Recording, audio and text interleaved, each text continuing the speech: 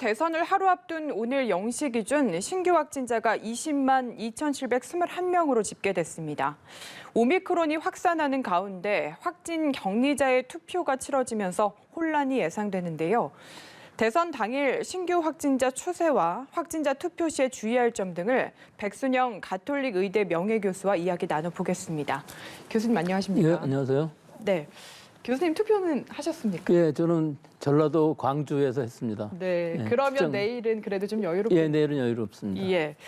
네, 오늘 코로나19 신규 확진자가 20만 명대를 기록을 했습니다. 이게 2주 전과 비교하면 2배인데 이 추세라면은 도대체 정점은 언제일까요? 조금 더 이전으로 돌아가 보죠.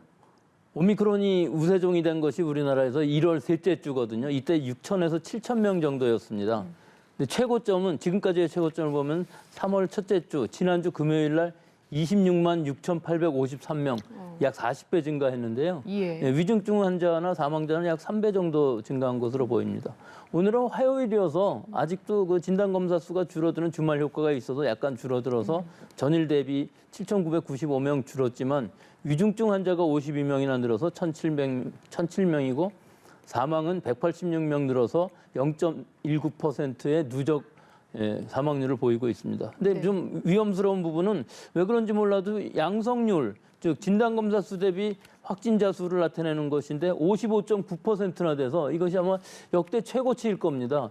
이 상황은 앞으로 유행이 좀 더 지속될 것이라는 걸 나타내는 것이고요. 재택치료 환자는 116만 3,702명입니다.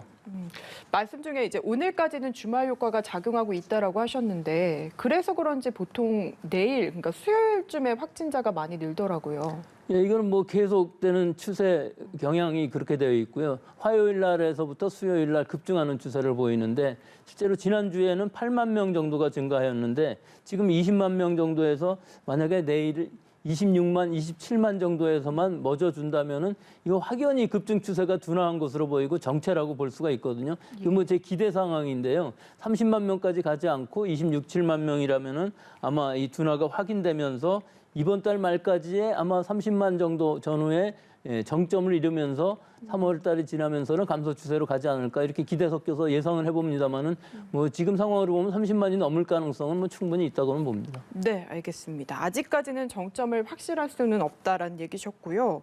내일이 또 주목되는 이유가 대선 당일이지 않습니까? 그래서 당일에 갑자기 확진되거나 하면은 또 혼란이 있지 않을까 싶은데요.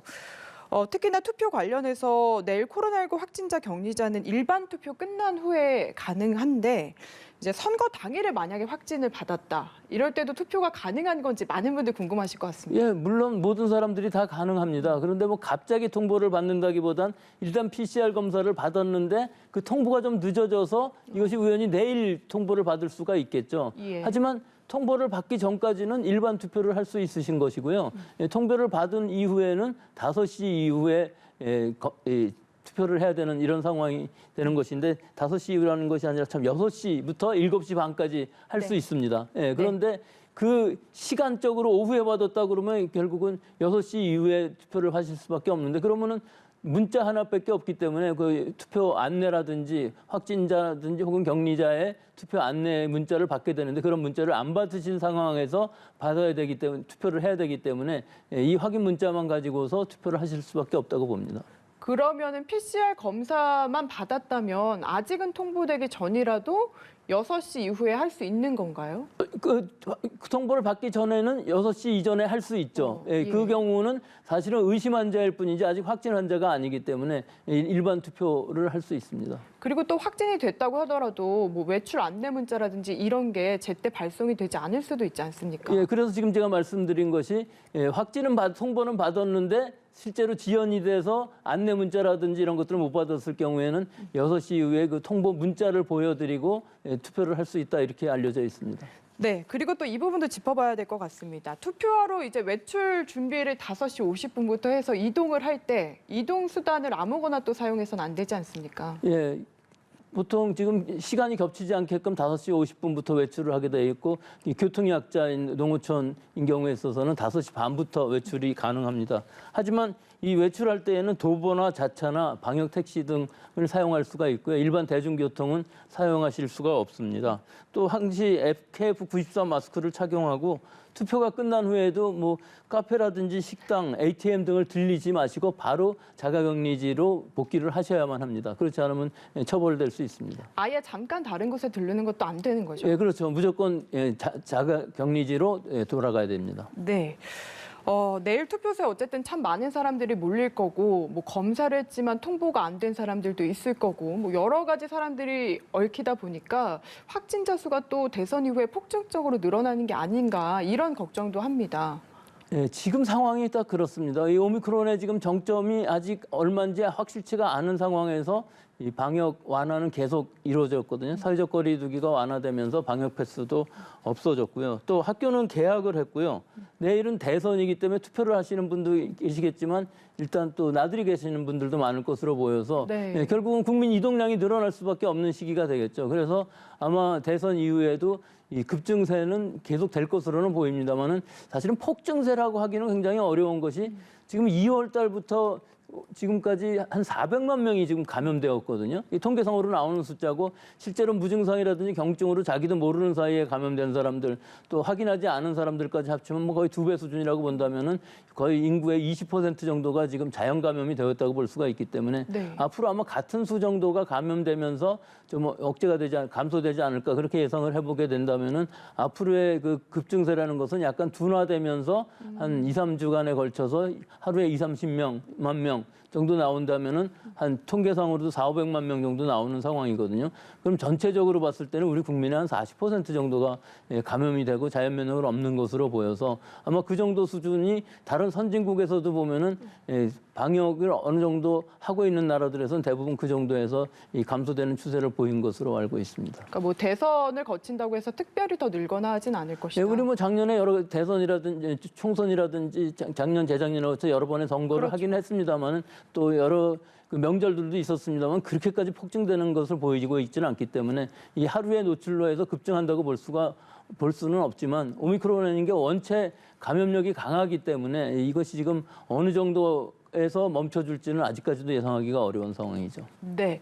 그래서 이게 일반 투표자분들이 투표한 그 장소에서 후에 확진자 격리자가 투표를 하지 않습니까?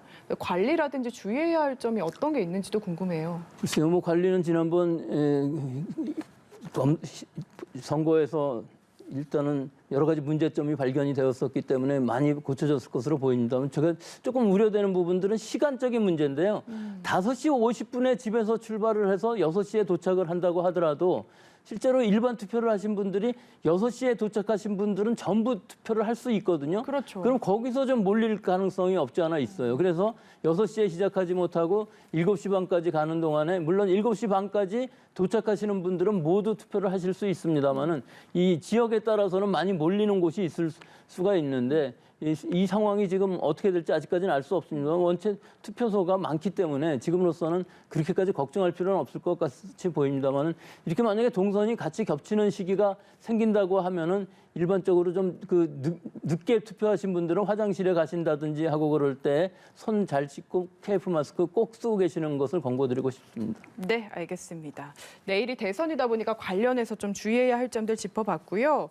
다시 코로나 얘기로 좀 더 돌아와서 위중증 환자 수가 지금 많이 늘고 있습니다. 64일 만에 1,000명을 넘어서면서 약간 걱정의 목소리도 있긴 한데 앞서서 얘기하신 내용을 들어보니까 그래도 전체 확진자 수와 비교하면은 양호하다라고 보시는 것 같아요.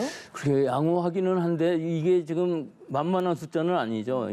지난 1월 3일 날 델타 유행 감소 추세 때 1,015명이 이후로 최대치이고요. 지난해 12월 29일엔 1,151명. 이때는 굉장히 심각한 상황이었었죠. 병상 수가 그다지 많지 않았기 때문에 그런 부분인데요. 현재 중환자실은 전국적으로는 약 2,751개 중에서 1,640병상이 사용 중으로 59.6%의 가동률이긴 합니다. 근데 여기서 좀 문제가 있는 것이 비수도권의 경우는 68.8% 가동률을 보이고 있어서요. 네. 자기 지역에서 중환자 병상이 모자라서 다른 지역으로 이송되는 경우도 아마 지금 생길 수 있을 것으로 보입니다. 그러면은 30만 명까지 가면 위중증 환자 수도 늘 텐데 더 걱정인 부분이 있네요. 그렇죠. 지금 우리 병상 수로 보면은 약 2,700여 병상 되지만 이걸 다 사용하기는 어려울 것으로 보이고요. 일단 2,000명이 넘어가는 상황에서는 굉장히 위급한 상황으로 보이기 때문에 30만 명이 되는 이 시기가 어느 정도 될지도 기간이 어느 정도에 될지에 따라서는 앞으로 2, 3주 후에 2,000명이 넘어가는 상황은 아마 나올 것으로는 보입니다. 네. 그리고 지금 보면은 사망자 수도 역시 증가 추세긴 하거든요. 이 추세는 좀 어떻게 평가를 하십니까? 예, 뭐 이 사망률이 아무리 낮다고 하지만은 절대적인 숫자가 수십만 명에 달하는 상황이기 때문에 사망자의 절대 수는 늘어날 수밖에 없습니다.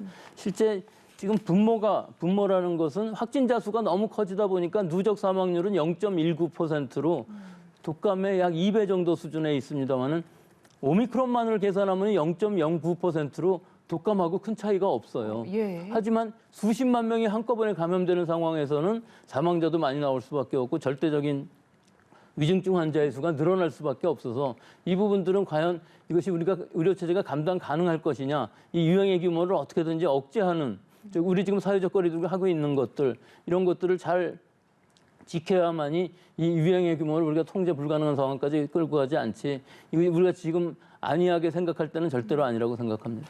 지금 독감과 비슷한 수준이다라는 얘기를 해주셨는데 확실히 요즘 사람들이 그렇게 많이 생각을 하는 것 같습니다. 그래서 그런지 이게 증상이 있어도 자가키트에서 안 나오면은 그냥 피하는 샤이 오미크론이 늘고 있다고 해요. 근데 자가키트에서 안 나오면은 그나마도 괜찮은데 자가키트에서도 양성이 나왔는데도 PCR 검사를 받으러 가시지 않는 분도 상당히 많이 있습니다. 그래서 네. 왜 그러냐면은 선별검사소 가면은 2-3시간씩 기다리는 상황도 있을 수가 있기 때문에 그냥 진단 안 받고 많은 사람들도 많이 있기 때문에 문제가 생길 수가 있는데요. 일단 증상이 있다 하면은 코로나로 지금은 의심을 해야 될 때죠. 그래서 진단 검사를 받고 PCR 검사를 받아야만 자기나 자기 식구들이나 또는 지인들 주변에 피해를 주지 않게 되고요. 또 이 진단 검사를 받지 않게 되면은 치료를 받는 데 있어서도 증상이 뭐 경증이나 무증상으로 끝나면 괜찮습니다만은 사실은 증상이 나타났을 때 관리를 받을 수 없는 상황, 또 증상이 악화됐을 때 병원에 입원하기 어려운 상황이 되기 때문에 꼭 증상이 있을 시에는 진단 검사를 받을 것을 권고드리고 싶습니다. 네, 알겠습니다. 오늘 이야기는 여기까지 나눠보도록 하겠습니다. 지금까지 백순영 가톨릭 의대 명예교수와 함께했습니다. 말씀 잘 들었습니다.